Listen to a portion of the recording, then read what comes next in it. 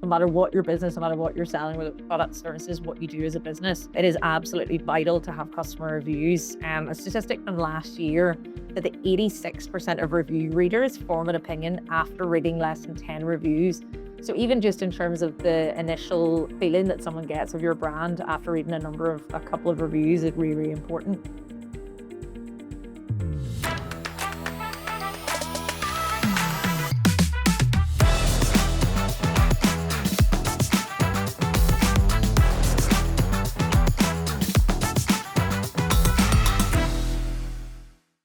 Hi, everyone, and welcome back to another episode of the ProfileTree podcast. I am joined this week with Khadija and Emer. And today we're going to be talking about how a brand can build trustworthiness. Obviously, this is a really, really important thing in terms of not just online, but as a whole. But we're obviously going to be focused on it from the digital marketing side of things and looking at the kind of key areas that you really need to consider in terms of building your brand trustworthiness. So we can really talk about brand trustworthiness without first considering what most people will probably see as the most important part of building a brand's trustworthiness, and that is customer reviews. I think we can all agree that this, no matter what your business, no matter what you're selling, whether it's products, services, what you do as a business, it is absolutely vital to have customer reviews. A statistic from last year that the 86% of review readers form an opinion after reading less than 10 reviews. So even just in terms of the initial feeling that someone gets of your brand after reading a couple of reviews is really, really important. So there are obviously a number of different review platforms to use. Probably the most dominant is going to be Google, because around 83% of consumers use Google to find local business reviews. And this is where people are actually actively seeking it out as opposed to just passively seeing your reviews. Khadija, do you want to talk a little bit about some other potential platforms that businesses can gather reviews on? Yeah, there's so yeah, Google Business is probably one of the biggest ones. It also ties in nicely, obviously, with your Google Business profile, and you can see, and you can make it really easy as well to share links to your review, section on your website as well, or on your platform as well. Trustpilot is another one, a really common one. Other forms of reviews can also come from like your social media profile. So displaying any positive feedback that you get sent, either written on your Facebook. So on Facebook, there's a section on your business page where you it will list out all the reviews that you've had. So you can encourage people to leave reviews on your profile directly as well. Instagram, while they don't have like a dedicated reviews section, you can always take feedback that you get through email or again through any of the other platforms like Trustpilot, Google Business, and turn them into sort of like graphic posts on Canva to kind of display reviews that way as well. There are some industry specific platforms as well, like Trade for services.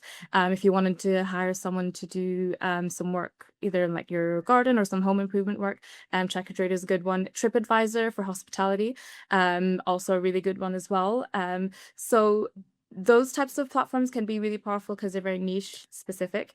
So having as many kind of review platforms, you want to have the ones that make sense to you. So Google My Business should be key for everyone. Everyone should have a Google Business profile. A lot of people think that you need to have like a physical business in order to have a profile, but you don't. You just need to be able to add any images and upload your services. So Google Business profile would be a key one. Trustpilot would be a good one, and then any of the industry specific ones as well. And then you also want to leverage your own social media platforms to display some reviews as well. Yeah, absolutely. That is definitely a key misconception, is that people think you need to have a physical business address. And of course you don't. You could be an entirely remote or online business, and it's still absolutely worth having. And I think a lot of people, that is a bit of a red flag when you go to search business and you don't see a Google Business profile. So I suppose to flip it on its head slightly, like Emer, from your perspective, how important do you value reviews as a consumer? Definitely something that I would consider before I purchase anything. I'll always check reviews. So even if it's on like shopping websites, a lot of shopping websites now have reviews native to their own platform so that you can check from people who have purchased the exact items that you're looking for. If I'm going on holidays, it's definitely something I'll consider whenever I'm booking somewhere, making sure that they have reputable reviews. It's what makes you trust the places that you're going and the businesses that you're kind of buying things from. And I think it's so important. Like even our clients, I find a lot of our clients will come to us and the first thing they'll say is that they'd spoken to someone who'd worked with us previously and that they'd recommended a particular service or a particular person in ProfileTree that was able to help them with something. So it's so important, I think, just to ensure you're getting reviews from people that you've worked with if you are a business, to make sure that you'll continue to get new custom from it.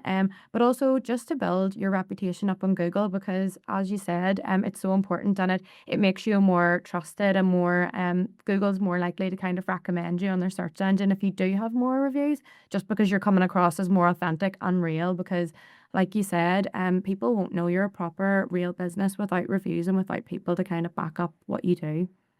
Absolutely. That is it's an instant connection of trust, I think. Mhm. And especially when you see those reviews where it feels like a real person. Like I found on, as you mentioned, shopping website fair, it's really nice whenever you see, like, say, for example, you're looking at a pair of trousers and Mhm. you see a review where someone's posted a photo of them in the trousers, you're like, oh, that's a real person. Because I think obviously, with there can be a rise in like AI reviews or review bots or things like that. People can go, oh, hang on, is this review legitimate? It's nice to have Mhm. things like that to back it up. And we do always encourage, even our own clients, when we're asking them to read reviews, obviously cut as much detail as possible. And you're going to want keywords in terms of your products and services. But Mhm. also images is great as well. It really helps in terms of optimizing your Google business profile, like you mentioned, Khadijah. I think as a sort of follow on from actual customer reviews, then I suppose the next step up is to get what we refer to as testimonials, which can Mhm. then obviously be used as case studies.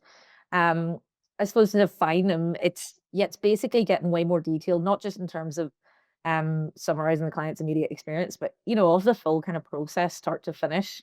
Obviously, written testimonials are really, really helpful because someone can go online and they can see exactly what kind of experience you had with the brand.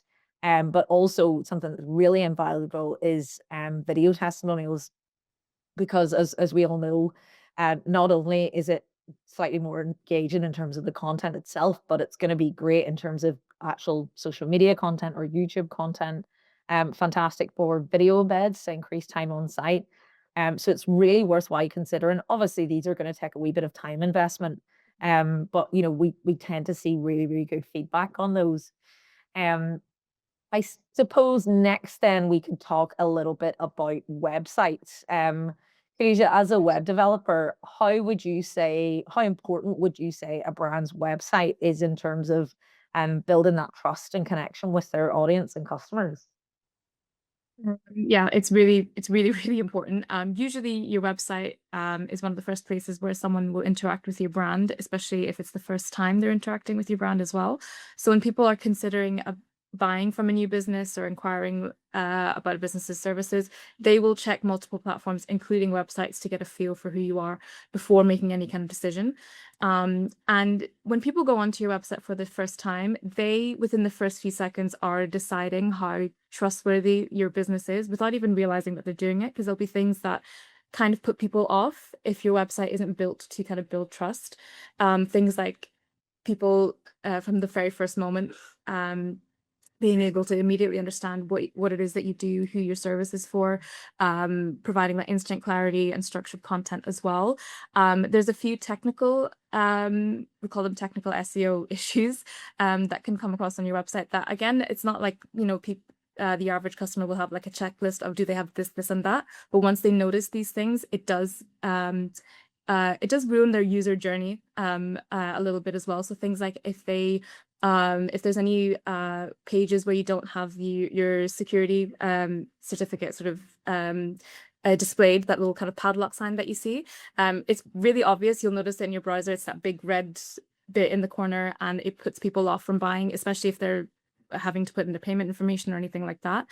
Things like any broken links scattered on your sites, even one broken link is enough to put people off from staying on your website, long load times, all of these things can affect the user journey, and also just cause a lot of distrust, I guess, as well. Then there's some of the things that are more obvious, like transparency of, like, for example, your full services. Like, what is it that people can get from you? What is the final outcome if they were to buy a product from you or book a service with you as well? Things like pricing as well. A lot of the times people aren't clear on pricing, whether that's intentional or not intentional. But what we have seen over the past is that people who are like an e-commerce website, for example, and they're trying to get people to buy, if they can't see, if the pricing isn't clear, like things like shipping costs are hidden until the end, any tax is added to the end, that puts people off, and it results in a lot of abandoned carts because the pricing isn't very clear from the beginning. They get to the end and they see it's like £20 more than what they thought, and it puts people off from buying as well. So being really transparent on like pricing and what the next steps are is really important as well. Just on your point on pricing, I think that's really, really important. I think a really relevant example of a brand sort of damaging that kind of connection with customers, like very recently in the past few years, is Ticketmaster. Since they've introduced the idea of dynamic pricing, and also what a lot of people see as kind of unreasonable hidden fees or additional, ticket prices or things like that.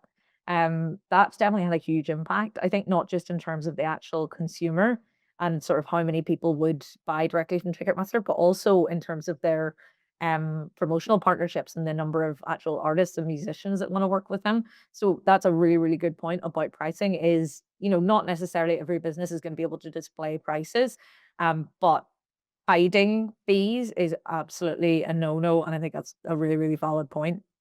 Mm-hmm. Yeah, and just like overall usability, your site should just be really easy to use, fast, and be able to work properly, and people should know what the next step is if they want to buy or if they want to book. Absolutely. I think it's funny, like you said, the things that you start to notice, but you don't realize that you're actually noticing them. And maybe it was something that I didn't notice until I started working at a web agency, with how important the favicon is. I suppose for anyone that doesn't know, a favicon is basically the tiny little graphic in the corner of your web browser that is basically the branding for the website that you're visiting. And when you start to notice that, you realize that is really important. As soon as you see that there isn't one there, it makes you think, oh, can I? And it can be conscious or subconscious, but it's like, can I trust this brand? Because that looks a little off. There's something not quite right. And it's difficult to put your finger on. Especially if you're using platforms like Squarespace or Wix, where if you don't have one, it'll use their own favicon, and it just looks so off-putting when you see like the website's branding and it's all great, and it's so different to like the Wix or like the black cube that Squarespace uses. Yes. And yeah, it's a bit off-putting, and it can be, is the word lazy too much? But I don't want to be lazy, but like more. Yeah, I think that's completely reasonable. Because it potentially, in terms of how consumers might view you, they might think, oh, maybe they don't quite care about all the aspects of their brand, Yeah, their individually, aesthetics, yeah. especially. Yeah, 100%. And then absolutely, you touched on content as well. Like, Emer, what do you think are some of the kind of, because obviously content in terms of website could be massive. There's so many kind of different things to consider. What do you think are some of the most important areas of that to consider, whether that be in terms of these are kind of the key pages you need to have, or these are kind of, the top 3 or 5 sort of blocks of content that you might want to have scattered throughout your website? Yeah, so I think for us, approaching website projects and things like that, we would always recommend your homepage is the most important page, arguably, on your whole website, because this is the first page that anyone coming to your website will see. It's the first impression that they're going to have. So we always advise get all your key information as high up as possible, because everyone now has such a short attention span, like be it TikTok or Reels or Shorts, like no one has a good attention span anymore. So you need to be getting all that key information in at the top of your homepage, we would advise. But in terms of key pages, things like your About Us page, that kind of builds trust with your user, because it's giving them an insight into who's behind this business, what kind of story your business has, who they're actually working with, and who they're going to be meeting if they decide to work with your business, and what kind of people and what kind of experience that you have is really important, I think, with building trust with your consumer base. And even things like FAQ pages kind of helps people. It shows like a sense of honesty and a sense of openness with, you know, things that people want to know that you mightn't want to necessarily like put on your homepage. Things like you were saying about hidden costs and fees and things like that. So things like deliveries, if your business you know, does deliver products or was an e-commerce service, things like that that could be seen as hidden costs or just hidden things that customers wouldn't know if they placed an order or worked with you. You can include those on your things like FAQ pages, and that's really useful. And really, I think clients really find that a good thing to have on your website, just in terms of being able to trust you and know that you are quite an upfront business. I would say those are the key pages that we would recommend having, just in terms of building the trust with your users. But having your contact details and things easy to find as well, so that if there's anything on there that people don't necessarily see, that they can easily reach out to you. And just knowing that you're an approachable business is really, really important. So ensuring that that comes across in the content that you do have and what you are displaying on your website is really important as well, just for letting your customers know that you are trustworthy and approachable as a business. Yeah, absolutely. And I mean, I suppose it's slightly technical again, but can't stress it enough. Live links. If you're going to list Facebook, Right. Instagram, Twitter icons, or whatever it might be at the bottom of your website and your footer, make sure that they're live links and that they don't need to facebook.com, because again, it's that kind of, it creates that kind of idea of illegitimacy, or it's not real. And you know, even in terms of customer service, if you got your phone number down there, make that a live link so that people can call now, because you know, again, most users are going to be on their mobile address. Make it a live link to Google Maps. It's all these tiny little things that actually don't take much time to enact, but they're going to be so key in terms of maintaining that customer kind of trustworthiness.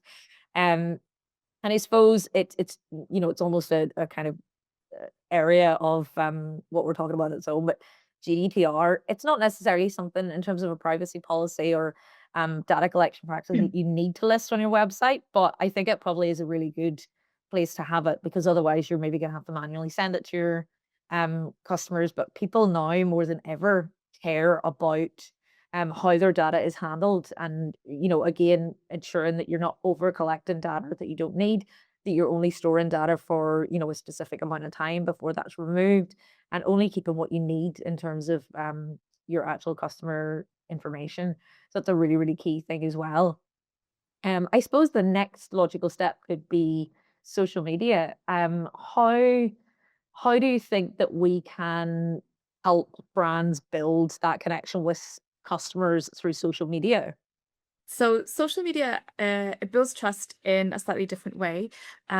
Social media can be really great to show that you're an active and present business, which is really, really important for a lot of people. If they're buying, again, if they're buying from a new business, they want to know that it's a business that is active. They can respond to inquiries and things like that. So if you maintain a consistent posting schedule, whether that's on Instagram or Facebook, whichever platform, you know, suits your business best, and they can see that you've posted recently in the last few days, or you've got an updated set of like highlights on your Instagram profile and stories as well. It can be a great way to show that you're active and you're present, which is a big trust factor for a lot of new people. And social media content has slightly sort of taken a turn in that it gives you a way to kind of show your realness and your personality, especially through things like TikTok. And that can give your customers an even better sense of who you are, what kind of business that you are, how you want to treat your customers as well. Because people are really interested in that as well. People are interested in how like that particular business runs, like those kind of day in the life videos. And they're fun to watch, but they also build trust as well. When they see people like packing orders and things like that, again, really fun watches, but it helps people kind of trust the brand a bit more. And even like brands replying to people's comments and their messages is a great way to kind of build trust, because it helps with your engagement, your interaction. And when they see that brands are replying to comments, any feedback as well, and it's handled in a good way, that can also help build a lot of trust as well. When you look at both your website and your social media together, the biggest thing that builds trust is the consistency. So if someone moves away from your website and then onto your Instagram profile, and it feels like a completely different brand, it's using different like logo styles and maybe like different like messaging overall, it can create doubt straight away. So everything should feel really aligned. People should feel confident in what they're seeing as well. Yeah, I think completely get what you mean in terms of like the not just the content consistency, but also visual consistency. Yeah. Sorry, you were going to talk to Steve. Oh, no, you're fine, don't worry.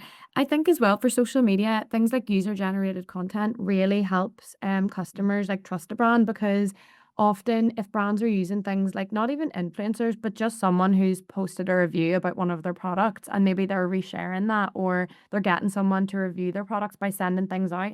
I think me as a customer, I would definitely trust seeing someone that I know and watch using a product, seeing a real review from someone who's not necessarily affiliated with a brand, but just who really loves a product. I think that's a really great way to build trust as well because you can obviously look at branding and marketing and how someone will choose to market a product or service and they can do it the best in the world. But hearing from someone that you know and trust and maybe you enjoy their content, I think is just builds a whole different level of trust because it's someone who you would maybe agree with and be quite similar to. And I just find those kind of reviews really hit home with people as well and kind of influence you to buy things. And I suppose that's the whole nature of using influencers or using other user generated content. But I find that can be really, really helpful for brands as well, just to build trust with their audience. Yeah, 100%. And I suppose exactly what you're saying is why we've kind of seen that move from, the large scale influencers to micro or macro or nano influencers, whatever they might be called. Mm. Um, because again, the kind of smaller the influencer, the more or the less likely it might be that it is a paid collaboration. And I know, technically if they're doing it by the books, influencers have to announce when something is an ad, but it kind of removes that doubt around whether or not they're actually being paid to promote a product or a service because I think that, is really important as well, that you want to know that they're genuinely enjoying the product or service and that they're not just being paid to say it. Mm-hmm. Absolutely. It's really, really key. But yeah, absolutely. There's so many opportunities within social media content and to build that brand trust, to reshare um user generated content, to kind of highlight your USTs and focus on sharing content that's, by your customers or for your customers. 100%. Another aspect which we've kind of touched on a little bit already when we were discussing customer reviews is the real key importance of a business's Google business profile. We are still seeing quite a lot of brands who maybe don't have a business profile at the minute. It might be smaller brands, but it could be long established businesses that are not really, they haven't really realized the importance of this. I mean, for you, Khadija, if you were to consider buying from a brand, whether that be a product or a service, and you searched their business name and there was no profile come up, like, would that raise red flags for you? Would that be a deciding factor on whether or not you're going to continue to do a bit of research into this brand, or kind of how would it make you feel? Yeah, absolutely. Because I think so. I like to use Google business profiles because you can get the kind of key most updated information about the business quite quickly. Things like their contact details, which is really important. I think making it really clear how people can reach you, and it doesn't always have to be like a phone number. If people aren't happy to give out a phone number, they don't want to field calls all day. Even something like an email or like a form, just some way where it's really clear that you can message the business if there's anything wrong. And again, it's not just for physical businesses, but it's a really good thing for physical businesses as well. It can help you show up on those like map searches. But also it's easier for people to come find you if they see quite clearly your address in the Google business profile. It just looks a little bit more, just makes you more legitimate basically. So, and again, it's another way to kind of show that you're active when you're adding photos and you're replying to comments or replying to reviews as well. So yeah, I would say it can be one of those make or break factors that just helps people decide, should they go to your business, should they phone you, or should they not? And it's a quick, simple process to sign up. It's free as well, so there's really no reason not to. It's very low maintenance as well, so it does a lot more good for your business as well. I think another thing that puts people off is if they get any negative reviews, because obviously once someone leaves a review on your Google review, you can't really remove it. So negative reviews don't always mean a bad thing, especially if it's like once in a blue moon that you get a negative review. The worst thing that you can do is ignore it. It makes it look like that you don't care, or it's not something that's important to you as well. So you should always kind of acknowledge the issues, stay polite, and try not to get defensive. If there's a way that you can fix it, offer to take it offline, provide a solution, just to kind of show that you've acknowledged the person's comment and that whatever if and try and find a kind of mutual resolution as well. It's easy to kind of react emotionally, but it's important to separate the feedback sort of from yourself and try and come to a resolution together, because a well-handled review can make your business look even more trustworthy because it shows you're real and that you handle problems properly as well. 100%. It's like it's almost like look at a negative review as a potential opportunity to demonstrate how good your customer service skills are, which it probably sounds a bit counterintuitive, but again, it shows people that you are, potentially, if the review is legitimate, willing to learn from your mistakes, willing to offer a resolution to the customer to try and make things better. Yeah, absolutely. It's all really, really important. Um, I suppose just before we close off, one of the last things that I kind of wanted to briefly mention was the idea of PR, public relations, or digital PR as we might refer to it. This is another really great avenue for you to help again connect with your audience and reach your audience as well and kind of show them who you are and what you are. And in terms of how we would kind of manage that for our own clients, that would typically be in the form of press releases. And this could be, depending on the target audience, could be in local, national, international media outlets. That you could also ensure that you're listed on local business directories. I think that's another really key way because again, that's another reputable source, kind of almost digitally confirming that you are a legitimate business and that you are who you're what you say you are. Um, I think another really good opportunity is potentially some partnerships with other brands or businesses or some collaboration, show who you've worked with. And that might not be necessarily in like a customer or business scenario, but it could even be that you partnered up on a project or things like that. It doesn't necessarily need to be a paid collaboration.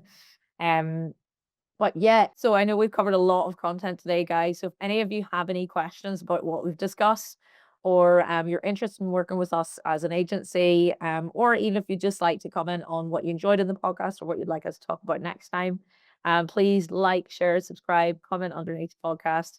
And thank you so much for listening and watching, and we'll see you next week.